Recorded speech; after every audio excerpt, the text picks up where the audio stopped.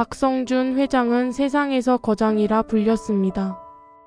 냉철한 판단력과 비범한 수완으로 거대한 제국을 일군 그였지만 최고층 빌딩의 고요한 집무실에서 알 수 없는 공허함을 느꼈습니다. 손에 쥔 낡은 악보는 12년 전 세상을 떠난 아들 민수가 어린 시절 즐겨 연주했던 곡이었습니다.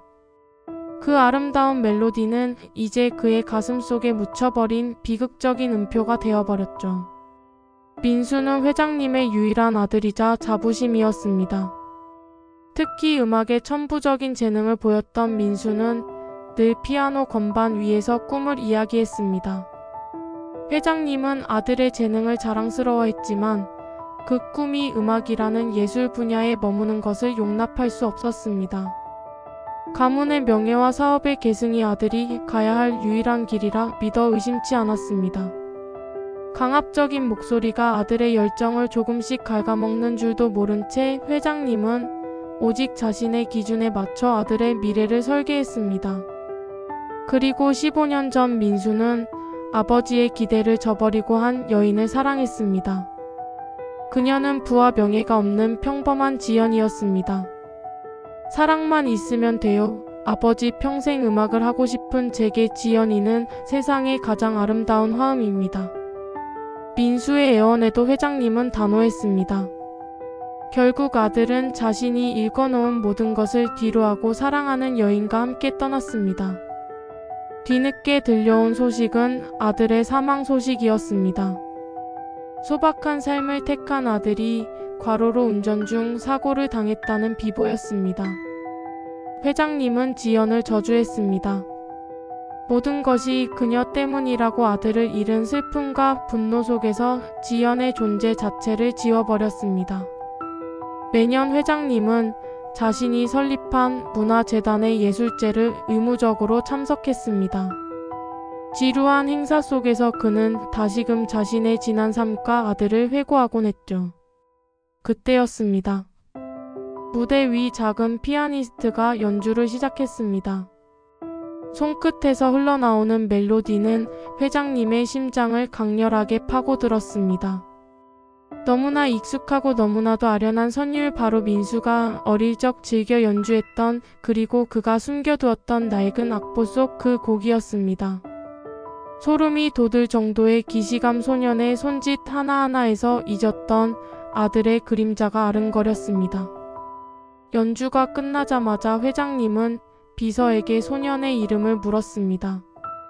박준호요. 그 이름을 듣는 순간 회장님의 세상이 흔들렸습니다. 자신의 성을 가진 아이, 그리고 너무나도 익숙한 멜로디, 심장이 미친 듯이 요동쳤습니다. 민수에게 혹시 아이가 있었던 걸까요? 애써 외면했던 민수의 삶에 어쩌면 자신이 알지 못했던 중요한 조각이 있었을지도 모른다는 섬뜩한 가능성에 회장님의 머릿속은 복잡해졌습니다. 밤새 잠을 이룰 수 없었던 회장님은 비서실을 통해 준호의 신원을 철저히 조사했습니다. 그리고 마침내 마주한 충격적인 진실, 준호는 민수와 지연 사이에서 태어난 아들이었습니다. 지연은 아들을 지키기 위해 그의 존재를 철저히 숨겼고 어려운 상황 속에서도 아들의 음악적 재능을 키워왔던 겁니다. 회장님의 눈앞에 펼쳐진 가족 사진은 자신의 강철 같았던 심장을 송두리째 흔들었습니다. 회장님은 지체 없이 준호와 지연을 찾아갔습니다. 낡고 소박한 반지하 집, 이곳이 바로 자신의 아들이 행복을 찾으려 했던 곳이자 손자가 세상의 빛을 본 공간이었습니다. 민수의 아들이라니 왜 이제야 나타났지? 처음 내뱉은 말은 후회나 사과가 아닌 당혹감과 원망 섞인 비난이었습니다. 하지만 지연은 의연했습니다. 저희는 회장님께 아무것도 바라지 않습니다. 준호 아빠는 자신의 선택을 후회하지 않았습니다. 그게 저희 가족의 방식이었습니다. 흔들림 없는 지연의 눈빛에서 회장님은 민수의 강인한 의지를 보았습니다. 그리고 지난 세월 자신이 놓쳤던 진실을 깨달았습니다. 회장님은 자신의 오만함과 어리석음으로 아들의 가장 빛나는 순간을 외면했고, 그의 죽음 이후에도 원망 속에 갇혀 살았다는 것을 깨달았습니다. 이제는 자신이 저질렀던 죄를 속죄할 시간이었습니다. 그는 준호에게 최고급 피아노를 선물했습니다.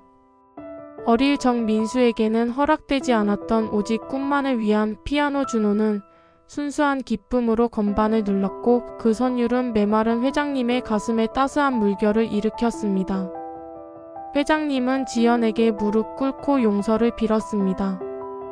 내가 잘못했어도 용서해 주시오. 그 오랜 시간 고통받게 해서 미안하오. 지연의 눈에서도 참았던 눈물이 흘러내렸습니다.